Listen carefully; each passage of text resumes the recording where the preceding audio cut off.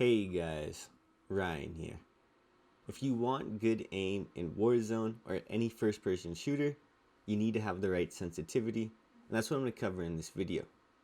But more specifically, I want to talk about sensitivity for console players playing on an 80 field of view, because sensitivity feels way different on low field of view compared to high field of view. So for your sensitivity, I would recommend anything between 5.5 and 10.10. Anything below 5.5 is going to be too low, and anything above 10.10 is probably going to be too high, and that's why I'd recommend something in the middle between that 5 and 10 range. Now, one thing that you do have to consider, as I said before, is your field of view and how this is going to change your sensitivity when you can play Modern Warfare 2 and Warzone 2 with the field of view slider on console. So right now in the background, I'm playing at 113 field of view. You can see how it looks pretty fast. But then after that, I'm going to switch to 80 field of view, and I want you to notice how different it looks. Now this is a little thing, but when I played on console, because I played on console for the vast majority of my Warzone career, I was using a much faster sensitivity. When you play on a lower field of view, your sensitivity is going to be slower feeling and slower moving than when you're playing at a higher field of view. And when Warzone 2 and Modern Warfare 2 come out in a month and a half, you need to be aware of this, because those games are going to have a console field of view slider. So if you don't know about this, you could be using the exact same sensitivity you're using on your PS4, PS5, and Warzone 1, and now you're suddenly going to be whiffing shots that you were guaranteed to be hitting just a couple months ago. If you aren't aware of this, you aren't going to change that sensitivity and tone it down a little bit, and you're probably going to be over aiming. Now some of you may adjust, it might not be an issue because maybe you need to play on a higher sensitivity in general or whatever, but you just have to be aware of this. The other thing I really want to touch on though, is if you have the ability to purchase control freaks, I would do so. I would get a pair of the shortest version you can find, and also one that comes with the very high version. The reason for this is because some people, they like the smaller ones like myself, and some people kind of prefer the taller ones because of the way their hands are and the way their thumb sits on it. For me, the lower and the smaller the control freak is, the better, because that just fits my hand better with when I'm playing claw and with paddles. But the main thing that control freaks do is it allows you to aim way better, it allows you to use way higher sensitivities, and you overall just feel like you have way more precision while you're aiming. Now, it's not going to be the best thing for some people. Some people, they don't like it. They don't like the feel of it. They can't find the right version. But I think most people are going to end up enjoying it. The other thing to be aware of is there's also domed versions. And while these are good, I haven't really been a personal fan of domed controllers in a long time. Some people swear by them, and this is something to consider. If concave, where it's not domed and it actually goes down at the top, is better for you, make sure you get control freaks for that. But if you think domed might be better, maybe do give it a try. I know these seem like small little things, but they can all actually increase your aim and make you a way better player.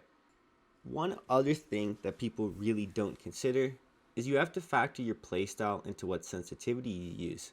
If you're a more aggressive player, if you're pushing people, if you're someone like me who relies on good movement and is usually in people's faces, a higher sensitivity is generally better. Now, if you're someone who's a lot more laid back, you're sniping from long ranges, you like to play in tall buildings and use a long range AR and beam people, you probably actually want a lower sensitivity. If you have a high sensitivity like myself, I sometimes struggle with long range sniping, and it is a weakness of mine, so I generally try to avoid it. I can long range snipe, I'm pretty good at it because I can learn to do it, but usually how it goes is the higher sensitivity you have, the worse long range gunfights are going to be for that person. As I said, for me, I'm very aggressive, I'm constantly pushing people, I'm constantly moving around the map, so a higher sensitivity is good for me, and when I snipe, I quickscope. So it just matches up with my playstyle, it matches up with what I'm trying to do. However, for a lot of people, it's the exact opposite. They play much slower, they play much more calculated, they try and get power positions, they don't rely on movement and having good close range aim to win gunfights, and what they do is they find good positions, they attack people from far, and they play it with a lot more brain power overall. It's not that I don't play smart and whatnot, but I do rely on my really good aim and movement to beat people, and this is sometimes isn't most people's playstyle, and this is okay.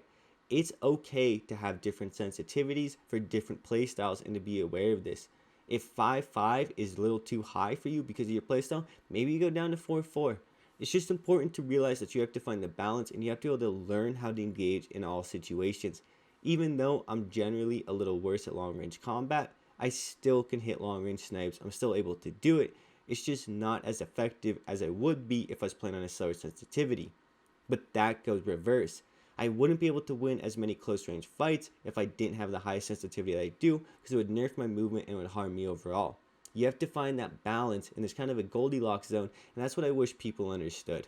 And one last thing that I've touched on in other videos, so I'm not going to talk about it too much, and you can look those videos up and you can watch other people's videos, is just be aware of your aim response curve.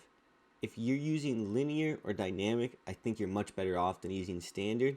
But most people don't think about this, they aren't aware of the differences, and I'd heavily recommend to look into the differences, and I personally recommend linear.